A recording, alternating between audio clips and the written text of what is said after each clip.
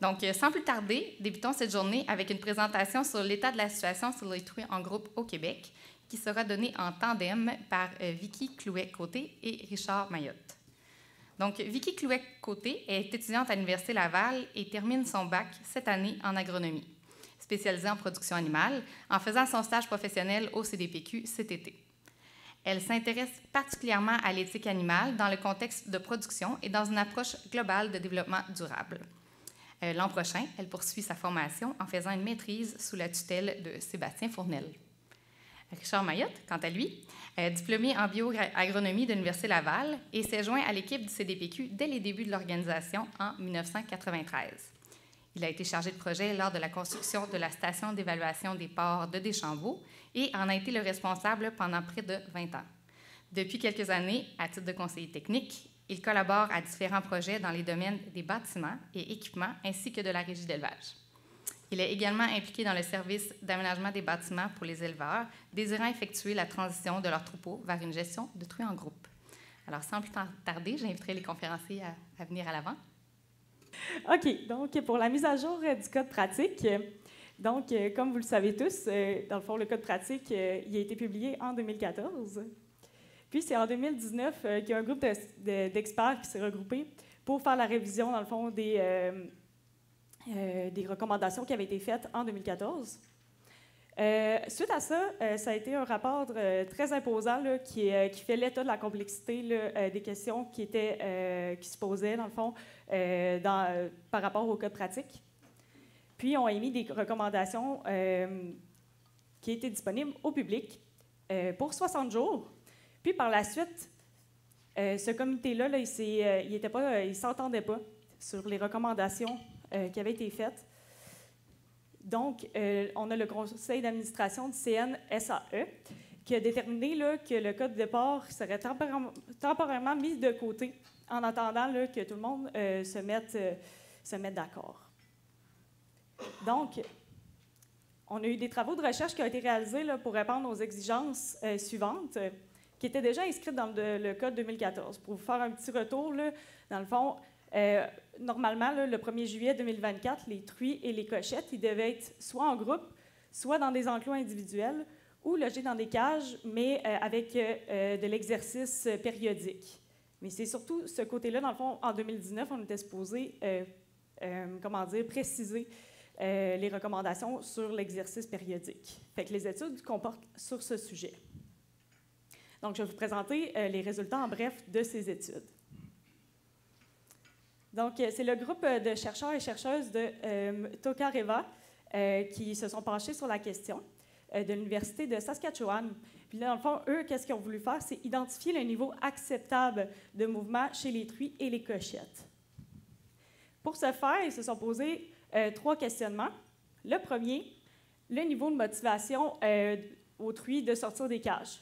Ensuite, ils se sont posé la question par rapport est-ce que si on change le régime d'alimentation, est-ce que ça change la motivation des truies de sortir? Fait qu'ils ont évalué différentes diètes.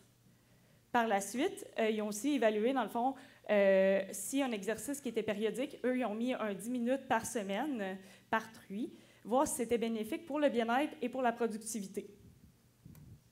Donc, pour la première question, concernant le niveau de motivation des truies à sortir de la cage, la méthode, dans le fond, ils voulaient connaître la valeur de cette ressource. La ressource, c'est vraiment de sortir de la cage et faire de l'exercice. Puis pour ce faire, là, il fallait qu'ils entraînent les truies à utiliser un panneau ici. Là, dans le fond, c'est un panneau de stainless qui était mis à l'avant de la truie avec 2 boutons. Là, c'est caché, là, mais dans le fond, c'est un bouton A, un bouton B. Puis dans le milieu, là, le petit rectangle, c'est comme, comment dire, une séparation là, pour pas que la truie joue, par exemple, sur les 2 boutons. La récompense, quand il pressait le bouton A, c'était d'avoir soit 3 minutes de sortie de la cage ou de la nourriture. S'il pressait le bouton B, il n'y avait aucun effet, puis ça servait de contrôle. Puis en fait, j'avais imagé, là, pour l'entraînement, il avait mis de la confiture là, sur le bouton là, qui actionnait la récompense pour faire une association. Au moment du test, c'était un petit peu différent. La truie elle avait 30 minutes avec le panneau pour pouvoir interagir, puis 3 essais consécutifs. Puis, dans le fond, on évaluait son niveau de travail. Ce que je veux dire par là, c'est que au départ, quand c'était en entraînement, bien là, elle avait juste à apaiser une fois pour avoir sa récompense. Mais par la suite, c'était, dans le fond, on avait 9, 14, 21, 32.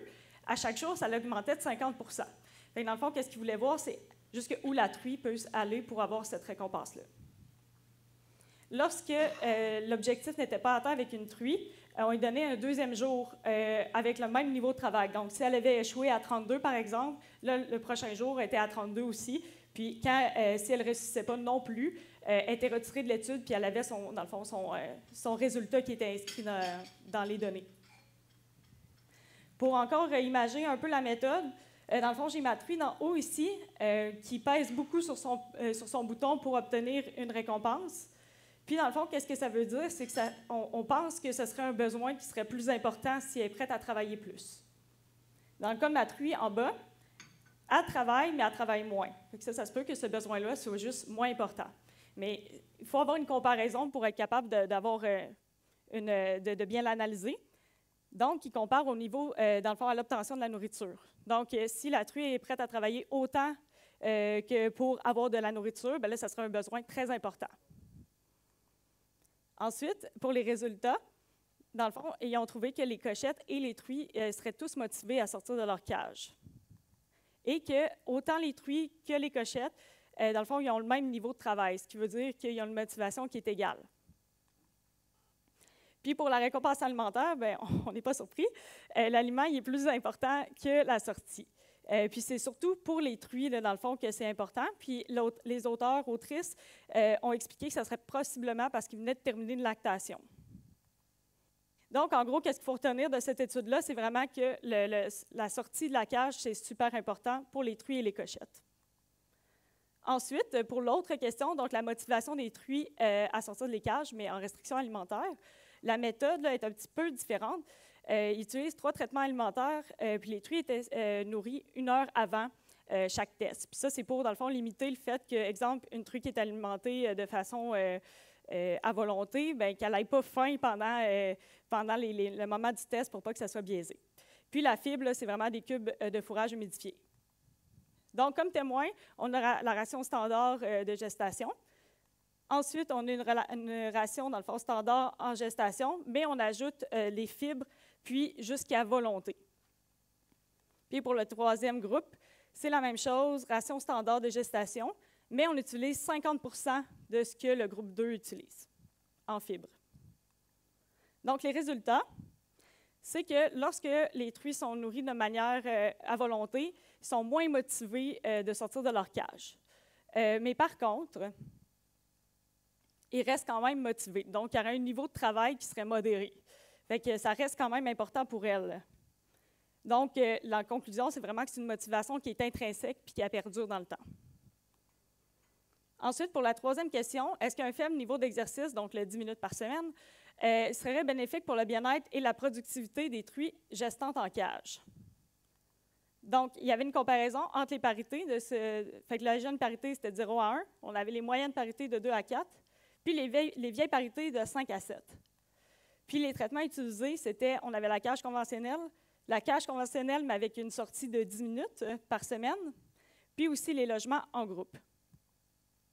Les résultats, c'est que l'exercice de 10 minutes par semaine, ce serait seulement bénéfique pour les truies de parité de 5 à 7. Puis les autres, il n'y avait aucun résultat là, qui était mesurable. Pour les truies de 5 à 7, dans le fond, qui étaient soit logées en groupe ou en cage conventionnelle avec exercice, il y avait les mêmes résultats, puis c'était une augmentation du nombre de porcelets vivants, puis une diminution du nombre de morts-nés. Puis c'était un chiffre assez impressionnant de 2 porcelets par portée. Donc ensuite, là, ils se sont posés aussi d'autres questions. Dans le fond, ils ont poussé un peu les études que je vous ai parlé tantôt. Donc oui, ils regardent encore la sortie de la cage, mais là, ils vont évaluer le comportement de la truie hors de la cage. Donc, ils ont utilisé le panneau, là, comme je vous ai présenté précédemment, mais ils ont ajouté une analyse de comportement de la truie. Puis ça s'est fait de façon continue. Pourquoi ils ont fait ça comme ça? C'est pour faire, dans le fond, un budget de temps. Un budget de temps, c'est, par exemple, ils vont évaluer différents comportements qu'ils ont décidés au départ, puis par la suite, là, ils sont capables de dire, exemple, la truie marche 50 % du temps. Puis les comportements qu'ils avaient observés, on avait la locomotion, on avait l'exploration, le contact groin-groin, puis la miction. Puis la miction avait été mise de côté parce que les truies ne le faisaient pas assez. Donc, pour les résultats, là, désolé, ce n'est pas animé, mais dans le fond, l'exploration, c'est vraiment le comportement le plus important, que ce soit des truies, des cochettes. Puis ça, c'est peu importe leur niveau de satiété. Fait que malgré que la truie, là, elle a mangé beaucoup, elle va quand même faire une recherche de nourriture, parce que dans le fond, l'exploration, c'est vraiment la recherche de nourriture. Puis je trouve ça important de le noter aussi, là, dans le fond, à chaque fois qu'ils faisaient leurs études, là, leurs tests, je veux dire, ils venaient balayer les allées. Fait que, oui, ils pouvaient rester dans la moulée, là, mais c'était quand même très, très peu. Puis ensuite, on avait, dans le fond, les deux comportements ici, qui est le contact groin-groin et la locomotion.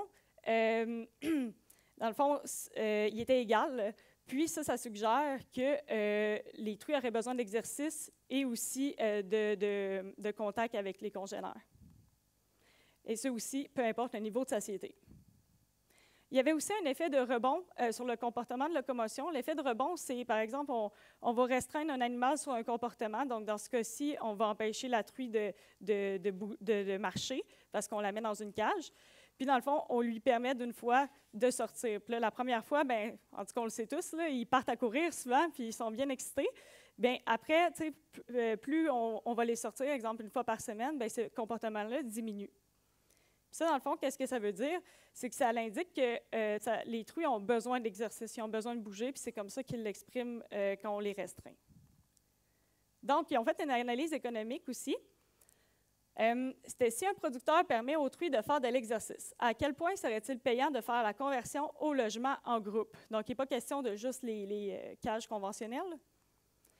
Puis aussi, dans le fond, si on permet ce type dans le code, bien, ça serait toutes les truies gestantes qui feraient de l'exercice. Donc, dans ce cas-ci, dans l'analyse économique, ça ne parle pas juste des truies de 5 à 7, mais bien de toutes les truies gestantes. Donc, ce qui était positif, c'est que le 10 minutes par semaine d'exercice, ça a augmenté les performances des truies de parité et plus. Puis, on avait le 2 porcelets par portée de plus. Mais on a dans le fond, les mêmes résultats quand on est en groupe, ce qui est intéressant. Le côté négatif, c'est que ça aurait des coûts de 2 $ par porcelet vendu. Dans le fond, je vous les détaille un petit peu. Là. On a les coûts de main-d'œuvre, c'était évalué à 15 $ de l'heure. Puis, dans le fond, il y avait aussi besoin de plus de gens à la ferme pour faire ce travail-là. Puis, on avait, dans le fond, oui, la productivité de 2 porcelets par portée, mais qui était de 94 cents. Fait que ça l'équivalait à 2 $ par porcelet vendu. Pour conclure, avec l'analyse économique, on avait, dans le fond, les coûts de main-d'œuvre, on le sait, ils augmentent avec le temps. Fait qu'il y a des chances que le même travail, le 10 minutes, ça va tout le temps être le même, mais il va juste coûter de plus en plus cher. Puis aussi, les coûts de construction, là, on a un peu appris avec la pandémie, là, ils augmentent avec le temps. Donc, ce que les auteurs-autrices proposaient, c'était vraiment qu'une transition le plus tôt possible serait bénéfique là, pour le côté économique de l'entreprise. Je vous fais un petit bref retour sur les résultats que je viens de vous présenter. Donc, l'accès à une grande liberté est très important pour les truies en cage, et ce, peu importe son niveau de satiété, son nombre de parités, les expériences de logement qu'ils ont vécues. Ensuite, le logement en groupe ou 10 minutes d'exercice par semaine, ce serait bénéfique, bien sûr, pour nos truies de parité 5 à 7, avec le 2 porcelets de plus par portée. Puis, en somme, dans le fond, le logement en groupe, ce serait vraiment le choix, la manière la plus efficace, dans le fond, d'offrir une grande liberté de mouvement aux truies gestantes. Puis aussi, là, contrairement à juste de l'exercice, ce que ça permet vraiment, c'est qu'il y a des interactions sociales. Il y a aussi de l'enrichissement dans les parcs. Puis, il y a une opportunité aussi aux truies de faire ses propres choix. Donc, on ne lui impose pas de faire un 10 minutes à ce moment-là. Elle le fait quand elle le veut, puis c'est important pour les animaux en général. Puis, du côté économique, ce serait préférable de faire une transition le plus rapidement possible. Puis, c'est surtout à cause des coûts de main-d'œuvre qui proposent ce côté-là. Ensuite, là, pour vous parler, un petit retour sur les mises à jour du code pratique. Dans le fond, c'est suite à ces résultats-là de ce groupe d'auteurs, de chercheurs-là, qui ont eu une révision du code. Puis là, ils ont émis leurs recommandations. Donc, ils ont retiré l'exigence de l'exercice périodique du code. Puis pour les raisons, c'est que ça n'apporte pas un bien-être qui est de plus grande valeur que les cages, nécessairement. Puis, ce ne serait pas nécessairement idéal.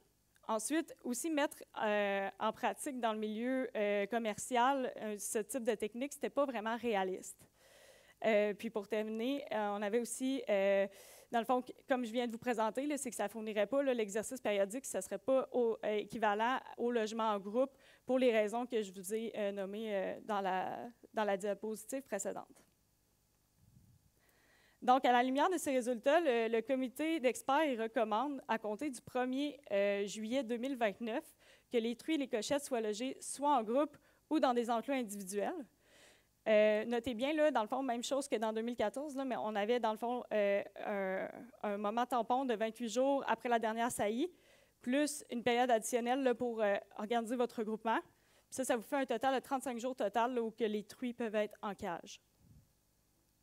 Il y a aussi, là, pour les verras, c'est important à dire, là, ils doivent être logés aussi, dans le fond, en étant capables de se retourner. Les cages ne seront plus permis pour les verras. Ensuite, pour les autres recommandations, dans le fond, pour les superficies minimales, ils restent les mêmes que dans 2014, mais c'est juste que, dans le fond, le minimum avant, il était recommandé, puis maintenant, c'est une exigence. Donc, toutes les nouvelles porcheries qui vont arriver, dans le fond, après 2024, ça va être exigé, ou les rénovations. Donc, merci. Je vais laisser mon collègue Richard prendre ma place.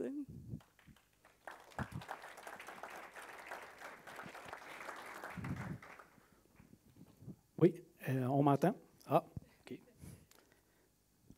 Bon, je me fais peur moi-même, tellement c'est fort. Alors moi, je vais présenter quelques chiffres sur la situation, sur le nombre de truies en groupe au Québec actuellement. Alors, bon, je vais me mettre ici, je vais voir un peu mieux. En fait, ici, ce tableau-là, il faut dire d'emblée que ce ne sont pas des données officielles. C'est que le CDPQ, à chaque année, fait une petite étude maison auprès des intégrateurs, des équipementiers pour relever les fermes là, qui ont déjà fait la transition, nouvelle construction, etc.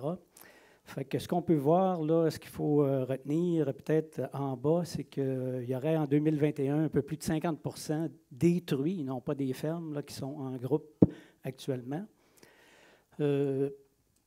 Ça, il y a une évolution là, pas mal au cours des dernières années.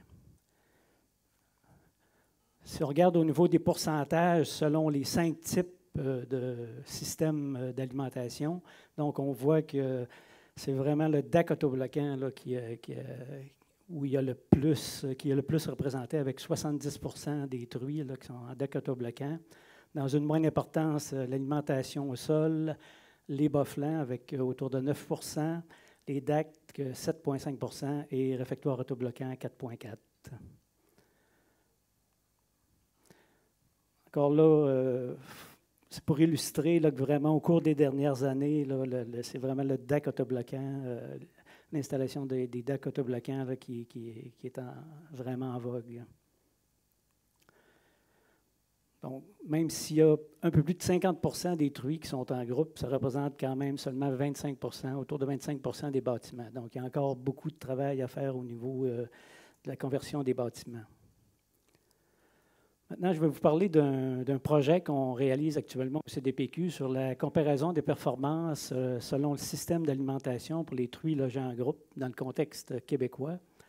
Ce sont des résultats préliminaires, là. Il reste encore des données à recevoir et des analyses à faire. Donc, l'objectif, les grandes lignes du projet, l'objectif, c'est de compiler et de comparer les performances zootechniques des fermes dont les truies sont logées en groupe, ceux qui ont déjà fait la transition, selon le type de système d'alimentation utilisé. Il y a aussi eu des audits, questionnaires d'audit qui ont été réalisés dans le but de connaître les méthodes de travail, fonctionnement des maternités, puis ainsi de faire ressortir les meilleures pratiques. Beaucoup de travail qui est effectué pour tenter de rejoindre le plus d'éleveurs possible. Disons que ça se faisait sur une base volontaire. Il y a plus de 100 éleveurs, fermes qui ont été contactés. De ce nombre-là, on a 83 qui ont accepté de participer et 51 dont nous avons à la fois les données de performance technique et les audits. Donc, ça représente un peu plus de 97 000 truies, 75 000 logés en groupe, et 22 000 en cage. Pourquoi les truies en cage? Disons qu'à la base, ça ne faisait pas partie là, du projet, mais on a pu avoir les données pour un certain nombre de truies en cage, fait qu'on a trouvé intéressant quand même de garder ces données-là à titre de comparaison. Donc, tel que mentionné, il nous manque encore là, plusieurs données à recevoir là, pour compléter le projet. Un premier coup d'œil au niveau des fermes participantes, au niveau du nombre de truies par système d'alimentation. Donc, alimentation au sol, un peu plus de 7 000, bas-flanc 8 000, les DAC 9 000, et puis là, on voit encore l'effet DAC autobloquant avec près de 50 000 truies. Dans le diagramme du bas, c'est traduit en pourcentage, donc un peu plus de la moitié.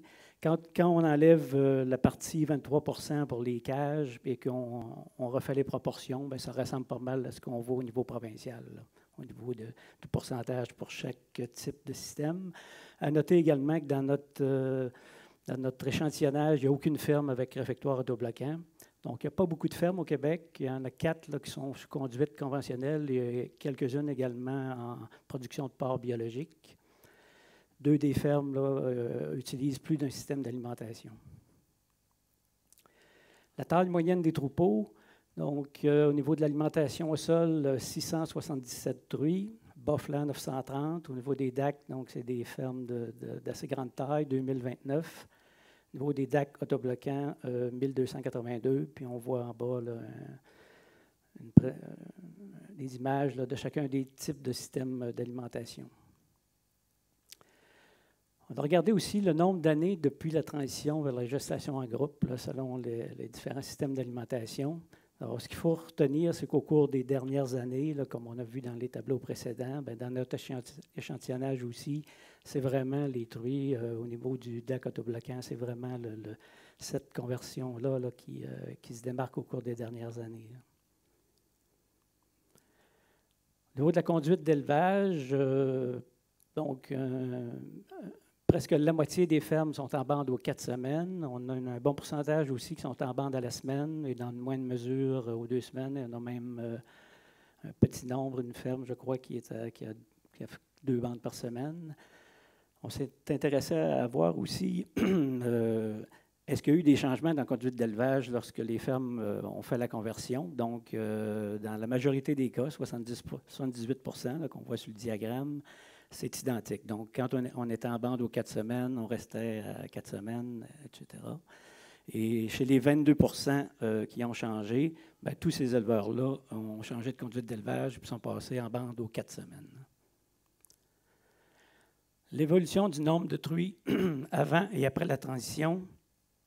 Donc, ce qu'il faut constater, c'est qu'il y a presque la moitié des fermes qui ont fait une augmentation.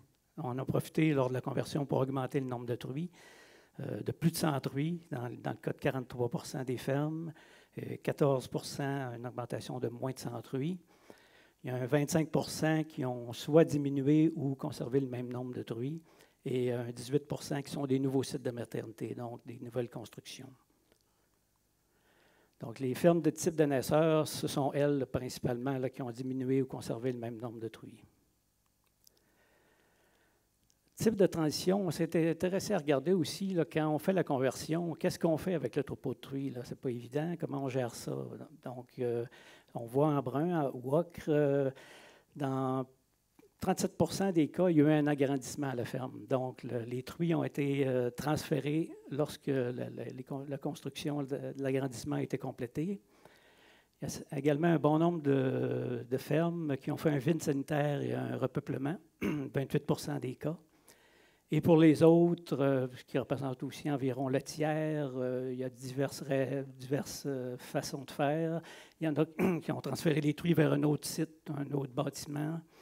Il y en a un 5 % qui ont transféré les truies vers l'engraissement temporairement, puis qui ont ramené ensuite lorsque les travaux étaient terminés.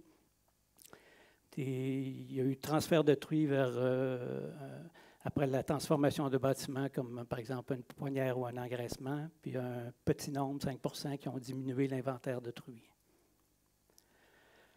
Le moment du regroupement des truies selon le système d'alimentation, suite au CI, ce qu'on peut observer, là, sans passer tout en détail, c'est que La très grande majorité font le regroupement après 25 jours et même plusieurs à 35 jours post-saillie.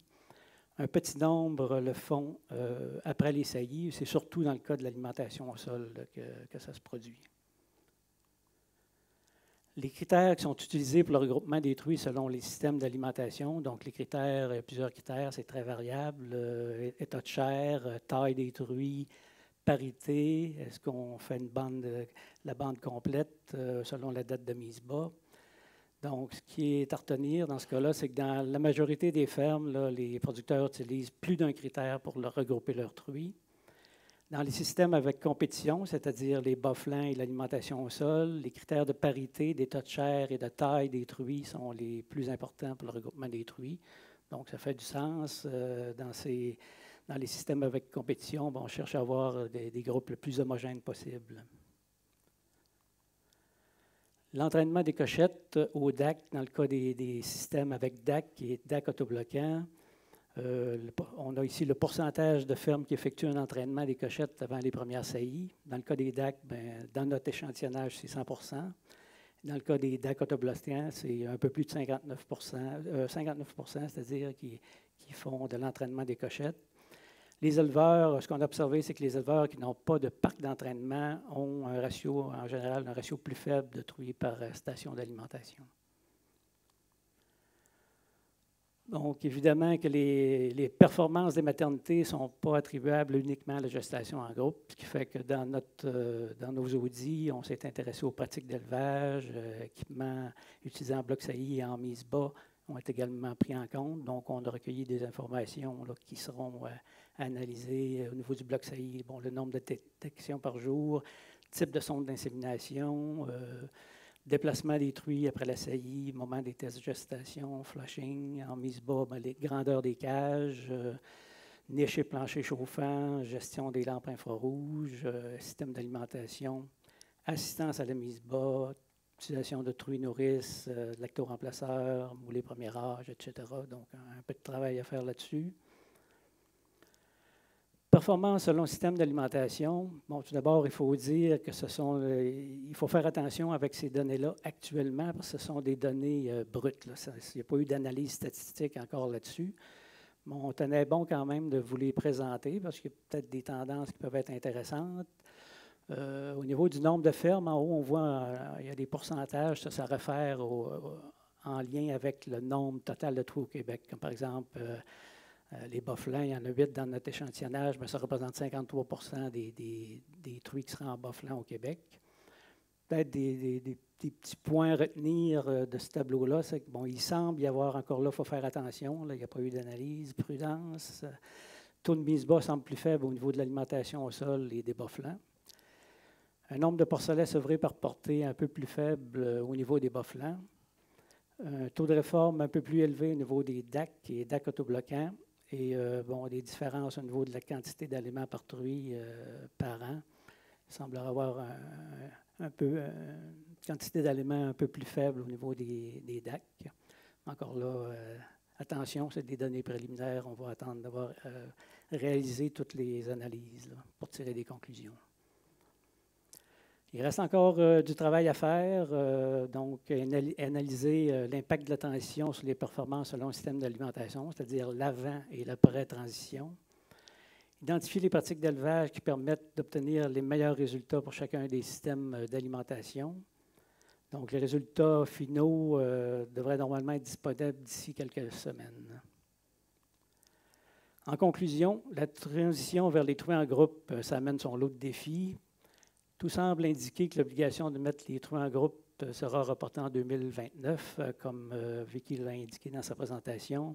Les résultats des différentes études sur la motivation des truies à sortir de leur cage et la faisabilité de garder les truies en cage tout en leur faisant faire un minimum de 10 minutes d'exercice par semaine va dans le sens de l'obligation de loger les truies gestantes en groupe.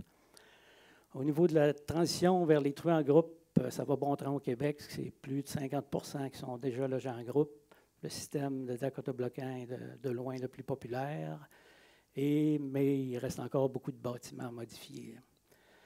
Avec les résultats préliminaires de notre projet sur les truies en groupe, il semble possible d'avoir de bonnes performances, et ça dans tous les systèmes.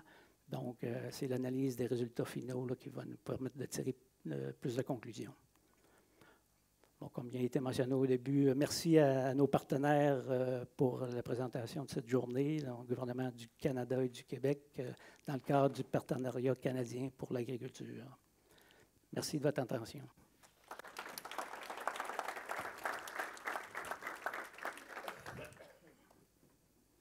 Reste pas loin. Donc, est-ce que vous aviez des questions? On va avoir une petite période de questions. On est un petit peu à l'avance même sur l'horaire, donc gênez-vous pas.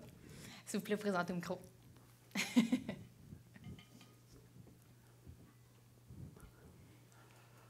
J'en aurais une. J'étais très surpris du résultat là, de 2 porcelets de plus sur les parités 5 à 7. Je voulais savoir la durée de l'étude. Dans le fond, est-ce que le 2 porcelets de plus était...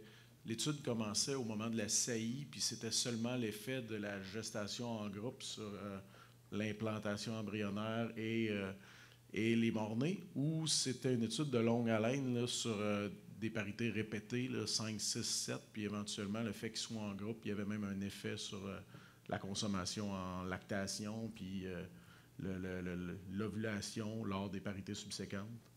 Vicky, Richard, comme je demande aux gens d'aller au micro, je vous demande de venir au micro.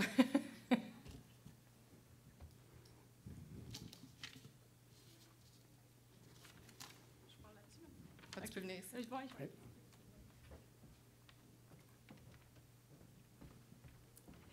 Pour votre question, dans le fond, l'analyse économique n'était pas précisée là, par rapport à tous ces facteurs-là, mais je sais qu'il y a un papier qui va, il y a des études là, qui sont en train de, dans le fond, de sortir là, les résultats par rapport à ça, là, qui parlent beaucoup de, par rapport à la qualité du placenta, puis tout. Fait que j'imagine que la réponse là, va être peut-être plus dans les prochains papiers qui vont sortir là, de ce groupe d'études-là. Fait que, oui, exactement. Juste une question, est-ce que vous savez, l'exercice de 10 minutes commençait dès la saillie ou c'était à partir de 35 jours? Ou, parce qu'on a un fameux 35 jours qui était permis en cage. Est-ce que l'exercice commençait après ou dès la saillie?